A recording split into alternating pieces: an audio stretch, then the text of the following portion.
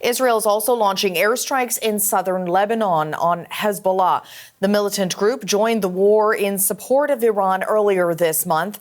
3 journalists were killed in Lebanon after an Israeli strike on their vehicle. Israel claims one of them was an operative for Hezbollah.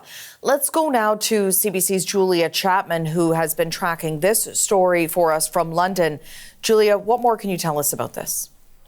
Yeah, that's right, Linda. Israel continuing its offensive against Hezbollah in Lebanon, carrying out airstrikes, artillery strikes, and indeed a ground offensive in the south of the country. This is quickly becoming one of the most lethal arenas of the Middle East war. Officials in Lebanon say 1,189 people have been killed so far in the past month.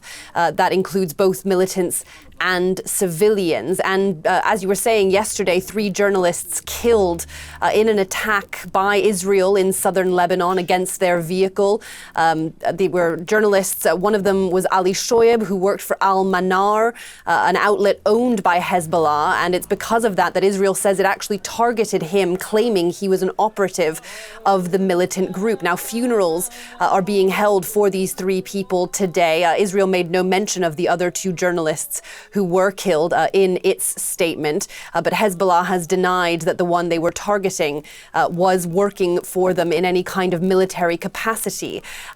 Officials in Lebanon also say that 1 paramedic was killed in a follow-up strike responding to that scene. That's as the World Health Organization says 9 paramedics were killed yesterday in 5 separate attacks in the south of the country, accusing Israel of deliberately targeting healthcare facilities. Also yesterday, 1 Israeli soldier died in ground fighting in southern Lebanon. He was a 22-year-old soldier from the United States.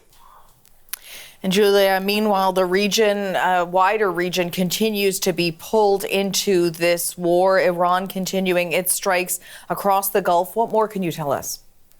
Yeah, it is still carrying out retaliatory strikes, as it calls them, against the Gulf countries, a number of them repelling attacks this morning. Saudi Arabia says 10 drones were launched by Israel in the past by Iran in the past few hours.